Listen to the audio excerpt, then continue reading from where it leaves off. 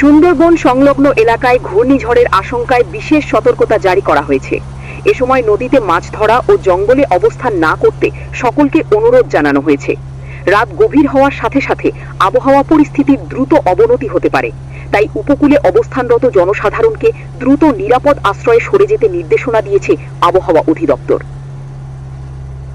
রাত আনুমানিক 10টা নাগাদ ঘুটঘুটে অন্ধকারের মাঝে সুন্দরবনের মাঝ দিয়ে বয়ে চলা ছোট্ট নদীটির উপর দিয়ে চলে যাচ্ছে একটি স্পিড বোট। বোটটি চালাচ্ছেন বন বিভাগের একজন নিম্নস্তরের কর্মকর্তা কৌশিক।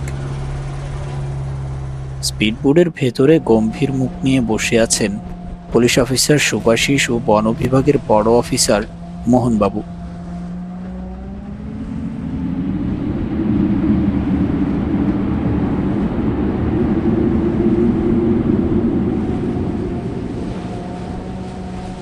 হঠাৎ করে নদীর স্রোত আর বাতাসের গতিবেগ এতটাই তীব্র হলো যে সেই বাতাসের তোড়ে কাঁটা দিয়ে উঠল সকলের শরীর। আপনার কি মনে হচ্ছে সুভাষিস বাবু, যে কাজটায় আমরা বেরিয়েছি সেই কাজটিতে কি আমরা সফল হতে পারবো? ভগবানের কৃপা থাকলে নিশ্চয়ই সফল হবে, কিন্তু বিষয়টা সেটা না। বিষয়টা হচ্ছে আজ এমন শীত লাগছে কেন বলুন তো? শীতের প্রকোপ দেখে মনে হচ্ছে এটা গ্রীষ্মকাল নয়, শীতকাল চলছে। তা যা বলেছেন, শিনশিনে বাতাসটা শরীরে লাগতে এই শরীরে কেমন কাঁটা দিয়ে উঠছে। আর মনে হয় বেশি দূর এগোতে পারবো না, ঝড় শুরু হয়ে যাবে। মোহনের কথাটা শেষ হতে না হতেই বাতাসের তীব্রতা যেন বেড়ে গেল আরও দ্বিগুণ। স্পিডবোটে যেন বসে থাকাই দায় হয়ে পড়ল তাদের। উফ, এভাবে যে আর বসে থাকতে পারছি না। ভীষণ শীত করছে, ঝড় নেই, তুফান নেই, অথচ বাতাসে মনে হচ্ছে সব কিছু ভেঙে নিয়ে যাবে। কৌশিক ভাই আমার, যতটা সম্ভব সাবধানে বোট চালাবে, বুঝলে? আপনি কোনো চিন্তা করবেন না স্যার, আমি সাবধানে চালিয়ে নিয়ে যাব। আবারও নীরবতা নেমে এলো স্পিডবোটের ভেতরে। জলের ছলাৎ ছলাৎ শব্দ আর বাতাসের শিনশিন শব্দ ছাড়া আর কিছুই শোনা যাচ্ছে না এই মুহূর্তে। ঘুটঘুটে অন্ধকার ভেদ করে সামনের দিকে এগিয়ে চলছে স্পিডবোটটি। আকাশে চাঁদ থাকলেও তা মেঘে ঢেকে গিয়েছে ঘণ্টাখানেক আগেই। টর্চের আলো জ্বালিয়ে নদীর এদিকে ওদিকে দেখতে লাগলো দ্বীপ। টর্চের আলোয় দ্বীপের পাশে রাখা চায়ের ফ্লাক্সটা স্পষ্ট হয়ে উঠল ইন্সপেক্টর সুভাষিসের কাছে। ফ্লাক্সটা দেখা মাত্রই কিছুটা নড়ে চড়ে বসলেন তিনি। বলছিলাম যে মোহনবাবু, ওই ফ্লাক্সের মধ্যে কি চা আছে? এই শীতল আবহাওয়ায় চা হলে মন্দ হয় না কিন্তু। অফিসার মোহনবাবু কিছু বলার আগেই কথা বলে উঠল দ্বীপ। হ্যাঁ স্যার, ফ্লাক্সের মধ্যে চা আছে, দেব? হ্যাঁ হ্যাঁ দাও, সকলকেই 1 কাপ করে চা দিয়ে দাও। গরম গরম চা পান করে শরীরটা একটু চাঙ্গা করি। যে শীত লাগছে, আগে জানলে সোয়েটারটা পরে আসতাম। একদম আমার মনের কথা বলে দিলেন।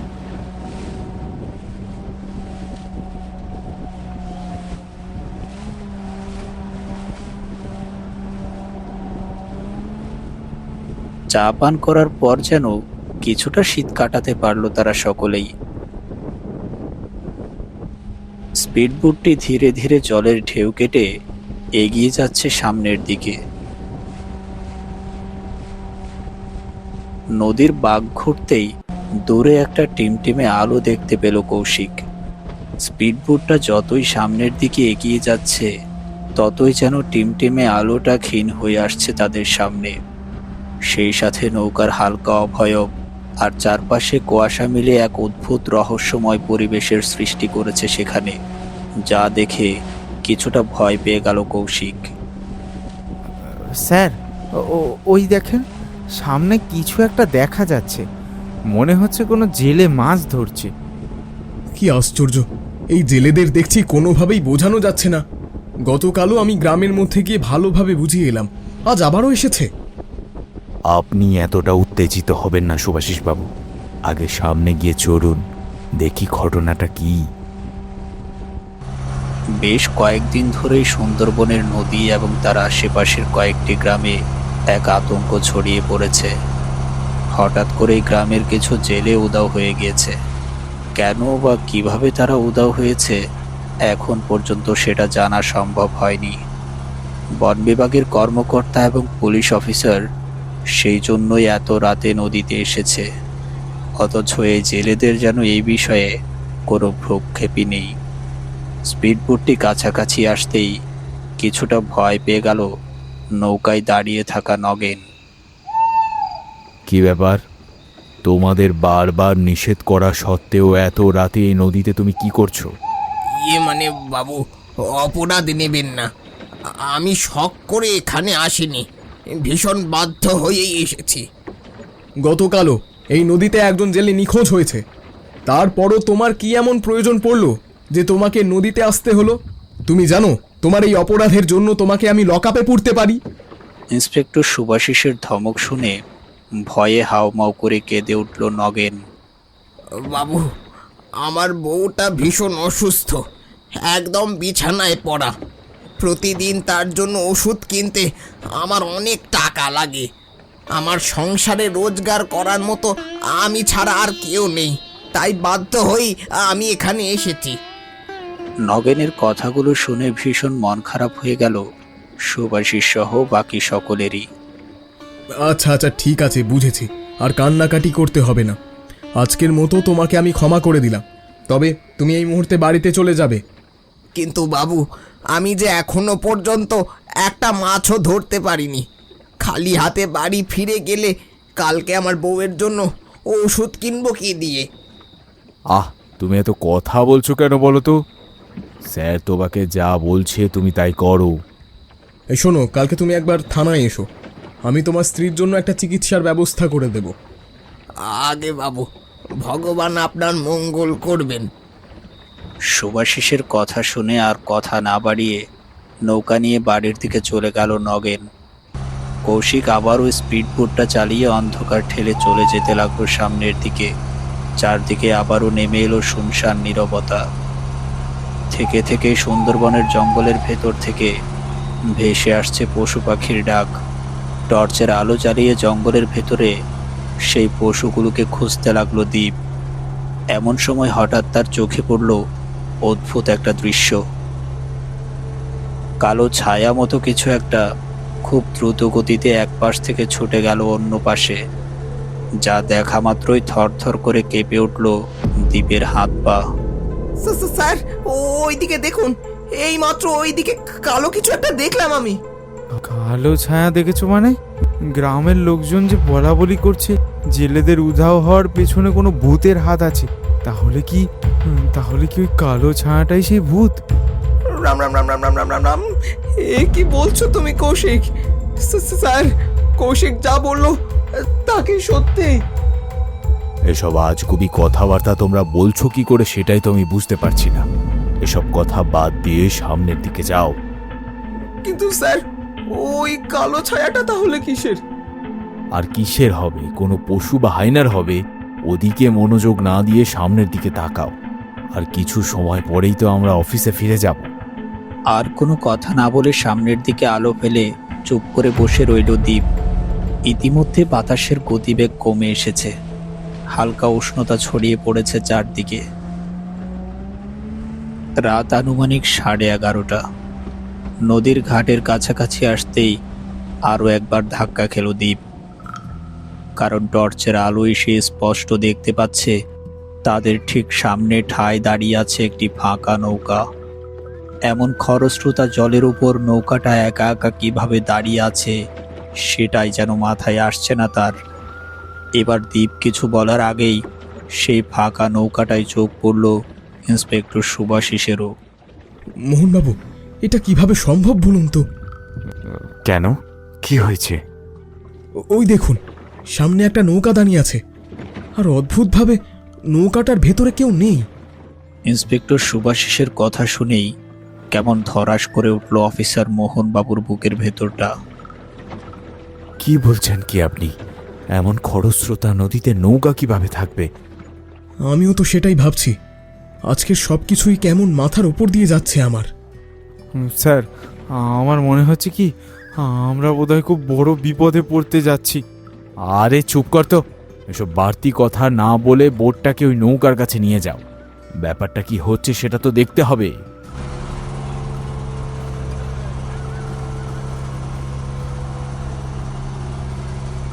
স্পিডবোটটি ধীরে ধীরে সে ফাঁকা নৌকার কাছে এসে পৌঁছলো। বোটটি নৌকার পাশে দাঁড়াতেই দীপ টর্চের লাইট উঁচু করে নৌকাটার দিকে আলো ফেলতেই এক অজানা ভয়ে শিহরিত হয়ে উঠল তার শরীর। বাকিদের হাত পাও কাঁপতে লাগলো থরথর করে, কারণ নৌকার ভেতরে রক্তাক্ত অবস্থায় পড়ে আছে অর্ধেক শরীরের একটি লাশ। শুধুমাত্র কোমর থেকে উপরের অংশই আছে তার শরীরে। হায় ভগবান, এটা কি দেখলাম! ইস, কি অবস্থা হয়েছে লোকটার! এই জন্যেই আমি বারবার বলেছিলাম রাতের বেলা কেউ নদীতে এসো না। মনে হচ্ছে কোনো জঙ্গলি হায়নার খপ্পরে পড়েছিল সে। স্যার বলছি, আমার মনে হয় এখানে থাকাটা নিরাপদ হবে না। চলুন স্যার, আমরা অফিসে ফিরে যাই। হ্যাঁ হ্যাঁ স্যার, চলুন। এই লাশটা দেখার পর থেকে আমার শরীরের ভেতর কেমন যেন করছে। চলুন না স্যার, চলুন আমরা ফিরে যাই। সুভাষিস বাবু, এবার কি করবেন? ফিরে যাবেন নাকি সামনের দিকে এগোবেন? ফিরে যাব মানে? চোখের সামনে এমন একটা লাশ পেয়েও আমি ফিরে যাব কি করে? আপনি ভুলে যাবেন না মোহনবাবু, আমি একজন পুলিশ। এর একটা সুরাহা না করা পর্যন্ত আমি কিছুতেই ফিরে যাব না। তাহলে এখন কি করবেন? আপাতত এই জঙ্গলের দিকে এগিয়ে যাব। সেখানে দেখব কোনো হিংস্র হায়না আছে কিনা। কৌশিক, তুমি বোটটা ওই জঙ্গলের কাছে নিয়ে যাও। কিন্তু স্যার, আমি যা বলছি তাই করো, জলদি। লাশের শরীর থেকে এখনো রক্ত পড়ছে, তার মানে খুব বেশি সময় হয়নি তাকে মারার। ওই হায়নাটা নিশ্চয়ই জঙ্গলের কাছেই আছে। মুহূর্তের মধ্যেই নদীর চারপাশের কুয়াশা যেন আরো বেশি ঘনীভূত হয়ে উঠল। সেই সাথে জলের ঢেউগুলো আরো জোরে জোরে ধাক্কা দিতে লাগলো বোটের তলায়। স্পিডবোটটি ধীরে ধীরে জঙ্গলের ধারে এসে থামলো। টর্চ লাইটটি উঁচু করে এদিকে সেদিকে টর্চের আলো ফেলতে লাগলো দীপ। গাছপালার লতাপাতার মধ্যে কোনো অদৃশ্য ছায়া ছুটে বেড়াচ্ছে কিনা, কিংবা কোনো হায়না বসে আছে কিনা উদ্ভিদে, সেটা টর্চের আলোয় খুঁজতে লাগলো সুভাষিস ও মোহন। বাতাস হঠাৎ করেই উষ্ণ আর ভয়ঙ্কর হয়ে উঠল সেখানে। সেই সাথে এক অদ্ভুত আওয়াজ আসতে লাগলো জঙ্গলের ভেতর থেকে। মোহন ও সুভাষিস জঙ্গলের দিকে মনোযোগ দিয়ে তাকিয়ে রইল। প্রায় মিনিট 20 ধরে এভাবে বারবার মনোযোগ দিয়ে জঙ্গলের ভেতরে চোখ রেখেও কিছুই খুঁজে পেল না তারা। না, এখানে তো কিছুই পেলাম না। তবে ওই লোকটার এমন অবস্থা কে করলো? আমি আবারও বলছি স্যার, এটা কিন্তু স্বাভাবিক বিষয় মনে হচ্ছে না আমার। চলুন আমরা ফিরে যাই। কথা কম বলে বোটটা আবারও নৌকার কাছে নিয়ে যাও।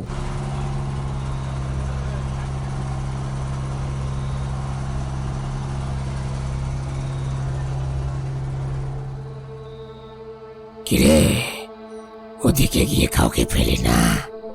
আমি জানতাম ওদিকে গিয়ে তোরা কাউকে পাবি না। আরে বোকা, আমি তো এখানে আছি রে। আমাকে ওইদিকে খুঁজলে হবে।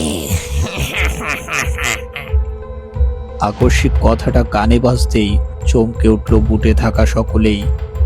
সঙ্গে সঙ্গে টর্চের লাইট উঁচু করে নৌকায় আলো ফেলল কৌশিক। চোখের সামনে অর্ধেক শরীরের সেই লাশটিকে জীবিত অবস্থায় দাঁড়িয়ে থাকতে দেখে যেন বুকের ভেতরটা মোচড় দিয়ে উঠল তাদের।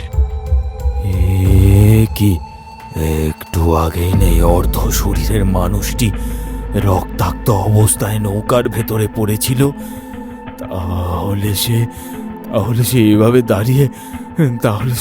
দাঁড়িয়ে কথা বলছে কি করে? আমি আগেই বলেছি চলুন পালিয়ে যাই। শুনলেন না আমার কথা? এখন কি হবে বলুন তো? পালাবি? তোরা আমার হাত থেকে পালাবি? সেটা সম্ভব হবে না রে।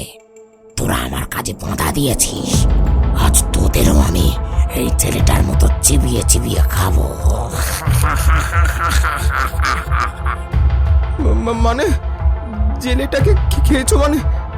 তাহলে তুমি কে? আমি একটা বিষাক্ত আত্মা রে। তোদের মতো রক্ত মাংসের মানুষদের ধরে রক্ত চুষে আর মাংস চিবিয়ে খাওয়াই আমার কাজ। স্যার স্যার শুনলেন শুনলেন তো কি বললো ওই অদ্ভুত লোকটা? এখন কি হবে? তোমরা সবাই শান্ত থাকো, কেউ ভয় পাবে না। এটা যাই হোক, আমাদের মাথা ঠান্ডা রাখতে হবে, আর ঠান্ডা মাথায় এর মোকাবিলা করতে হবে। বাকিদের সান্ত্বনা দিলেও নিজের ভয় যেন কণ্ঠের মাঝে কাঁপুনি দিয়ে উঠল শুভাশিসের। কারণ তার চোখের সামনেই দাঁড়িয়ে আছে এক অর্ধেক শরীরের জীবন্ত লাশ। এর থেকে ভয়ঙ্কর কোনো দৃশ্য যেন সে এর আগে কখনোই দেখেনি। শান্ত? আর কিভাবে শান্ত থাকবো স্যার? আমি আর এক মুহূর্ত এখানে দাঁড়িয়ে থাকতে পারবো না। চলুন স্যার, এক্ষুনি চলুন এখান থেকে। তোর চলে যাওয়ার ভীষণ তাড়া, তাই না? তোকে সবার আগে ধরতে হবে দেখছি।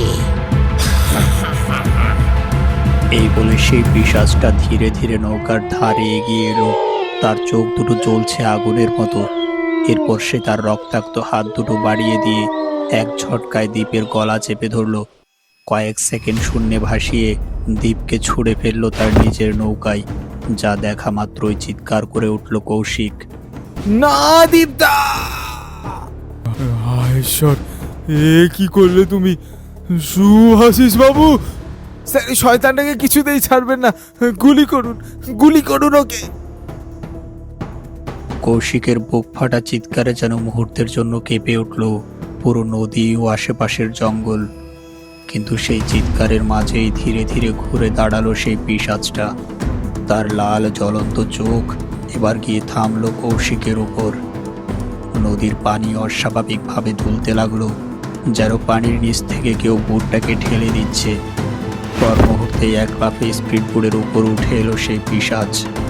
কিন্তু পিছিয়ে যাওয়ার মতো আর সময় পেল না কৌশিক।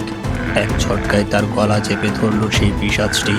মুহূর্তের মধ্যেই তার গলা কামড়ে দিয়ে রক্ত চুষে খেতে লাগলো সেই পিশাচ। এবার কোথায় পালাবি তুই? কেউ পালাতে পারবি না।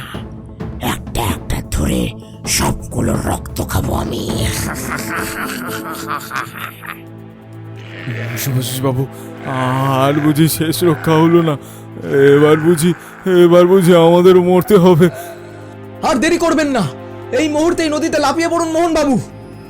কথাটা বলেই আর এক মুহূর্ত দেরি না করে স্পিডবোট থেকে অন্ধকার জলে ঝাঁপ দিল শুভাশিস। শুভাশিসকে ঝাঁপিয়ে পড়তে দেখে কৌশিককে ছেড়ে দিয়ে সামনের দিকে এক পা বাড়ালো পিশাচটি। প্রাণ বাঁচাতে নদীর জলে ঝাঁপিয়ে পড়ল মোহন। বেঁচে গেলি তোরা, আজ আমার হাত থেকে বেঁচে গেলি। মুহূর্তের মধ্যেই সবকিছু যেন উলট পালট হয়ে গেল। এদিকে কৌশিকের নিথর দেহটা স্পিডবোটের মধ্যে পড়ে আছে। অন্যদিকে নদীর কালো জলের ভেতরে হাবুডুবু খেতে খেতে প্রাণ বাঁচানোর চেষ্টা চালিয়ে যাচ্ছে শুভাশিস আর মোহন।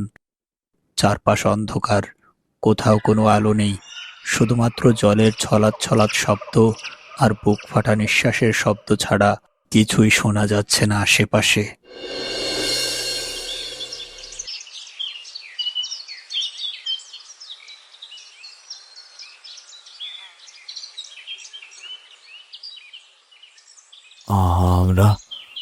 আমরা এখানে কেন?